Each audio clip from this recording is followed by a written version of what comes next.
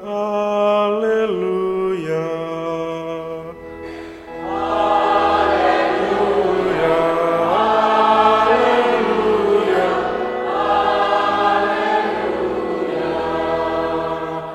Roh Tuhan ada padaku, dan aku diutusnya menyampaikan kabar baik kepada orang-orang miskin.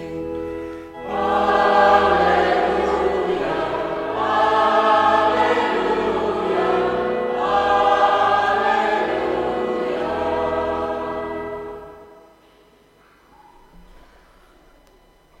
Tuhan bersamamu dan bersama rohmu. Inilah Injil suci menurut Santo Markus. Dimuliakanlah Tuhan. Sekali peristiwa, Yesus tiba kembali di tempat asalnya dan murid-muridnya mengikuti dia. Pada hari Sabat, Yesus mengajar di rumah ibadat. Banyak orang takjub mendengar dia dan berkata, "Dari mana diperolehnya hal-hal itu? Hikmat manakah yang diberikan kepadanya? Bagaimanakah mujizat-mujizat yang demikian dapat diadakan oleh tangannya? Bukankah ia ini tukang kayu, anak Maria, saudara Yakobus, Yoses, Yudas, dan Simon? Bukankah saudara-saudaranya yang perempuan ada di sini bersama kita?" Lalu mereka kecewa dan menolak dia. Yesus pun berkata kepada mereka, "Seorang nabi dihormati di mana-mana, kecuali di tempat asalnya sendiri, di antara kaum keluarganya dan di rumahnya." Yesus tidak dapat mengadakan satu mujizat pun di sana, kecuali menyembuhkan beberapa orang sakit dengan meletakkan tangannya di atas mereka. Yesus merasa heran karena mereka tidak percaya. Lalu Yesus berjalan berkeliling dari desa ke desa sambil mengajar. Demikianlah sabda Tuhan. Terpujilah Kristus.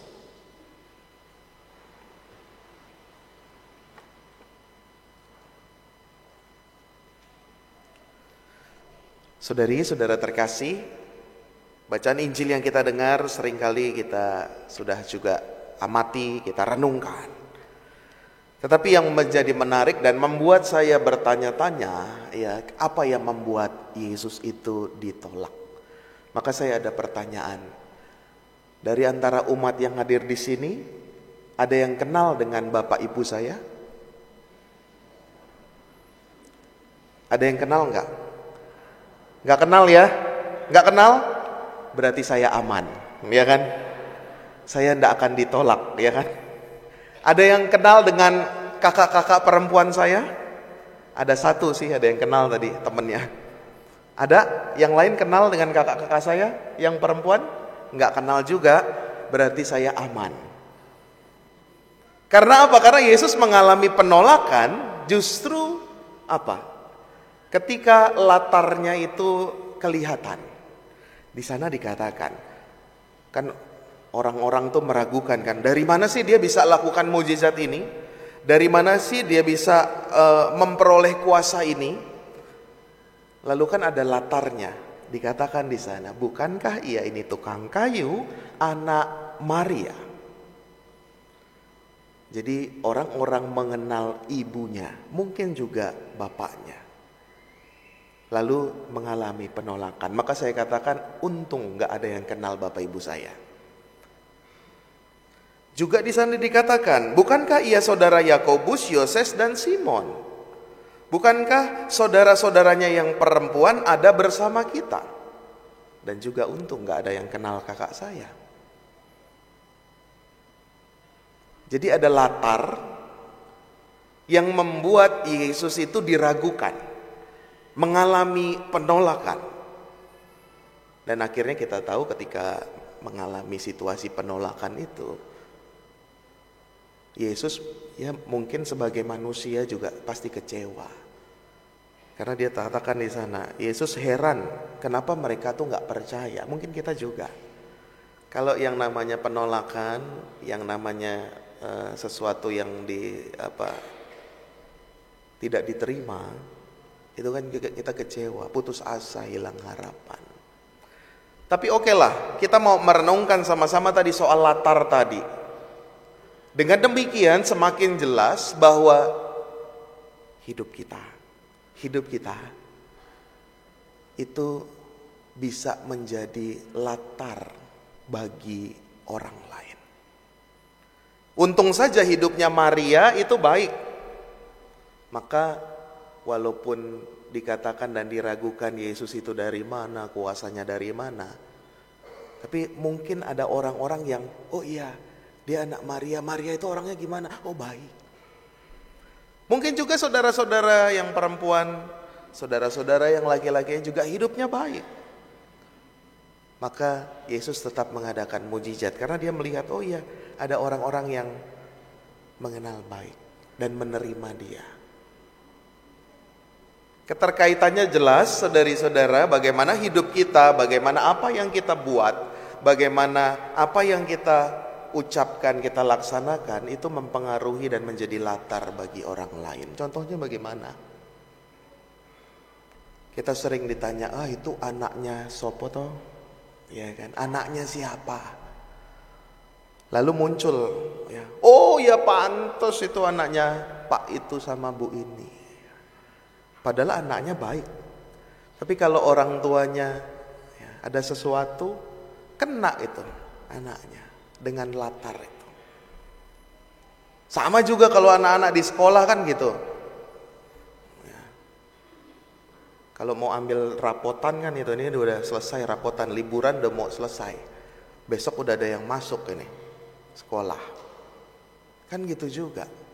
Anak-anaknya, waduh di sekolah nakal, yang dipanggil siapa? Orang tuanya. Oh ini orang tuanya anak ini ya. Oh ya. Jadi ada keterkaitan satu sama lain soal hidup kita, apa yang kita perbuat, apa yang kita lakukan, itu ternyata berpengaruh. Menjadi latar bagi orang lain. Dan tanggung jawab kita semakin jelas. Bagaimana kita masing-masing itu juga mengupayakan hidup yang sesuai dengan kehendak Allah, hidup yang sesuai juga dengan tuntunan firman Tuhan. Supaya apa? Supaya orang lain itu juga mengalami mujizat dari apa yang kita perbuat. Ada seorang filsuf, Levinas kalau nggak salah, mengatakan bahwa hidup kita itu tertawan oleh wajah yang lain. Dan itu menjadikan kita punya tanggung jawab terhadap wajah-wajah sesama kita. Kita nggak berdiri sendiri, kita saling berketerkaitan satu sama lain. Kita sama-sama saling punya tanggung jawab. Orang tua bertanggung jawab pada anaknya. Anaknya juga punya tanggung jawab kepada orang tuanya. Suami istri juga demikian. Suami punya tanggung jawab kepada istri dan anak-anaknya. Istri juga punya tanggung jawab kepada suami dan anak-anaknya. Dalam lingkup yang lebih luas lagi, di gereja, kita semua saling bertanggung jawab. Kalau saya tidak bertanggung jawab, ya sudah tadi jam 9:30, saya nggak usah turun. Ya, pasti Anda bertanya-tanya, kok misalnya nggak mulai-mulai? Pun demikian, kalau Anda sudah tidak bertanggung jawab atas hari Minggu, panggilan Tuhan untuk merayakan Ekaristi, saya yakin saya sekarang berdiri di sini seorang diri. Nah, kita punya keterkaitan satu sama lain. Dan hidup kita menjadi latar. Seperti Yesus yang pada akhirnya tetap melihat sesuatu yang baik. Dan pada akhirnya juga walaupun ditolak, dia tetap melaksanakan mujizat walaupun tidak banyak seperti di tempat lain. Saudari-saudara, kita mau belajar demikian dan menyadari bahwa hidupku itu berpengaruh terhadap yang lain. Maka aku harus bertanggung jawab dengan mengembangkan apa? Tentu karakter rohani, watak iman, hidup yang baik, perkataan yang santun. Segalanya kita buat pertama-tama demi kemuliaan Tuhan, karena kita sudah dicintainya, dan jauh lebih nyata lagi bahwa hidup kita itu keterkaitan satu sama lain dengan orang-orang yang ada di sekitar kita.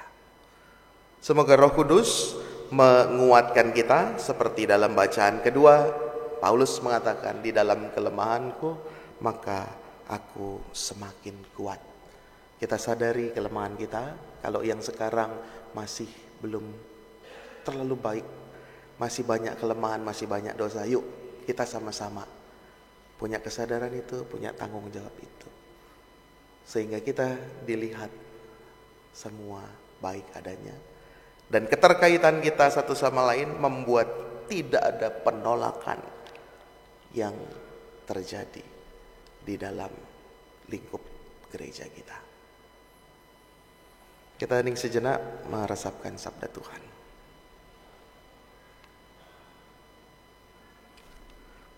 Mari kita berdiri, kita tanggapi firman-Nya dengan memperbaharui iman kepercayaan kita.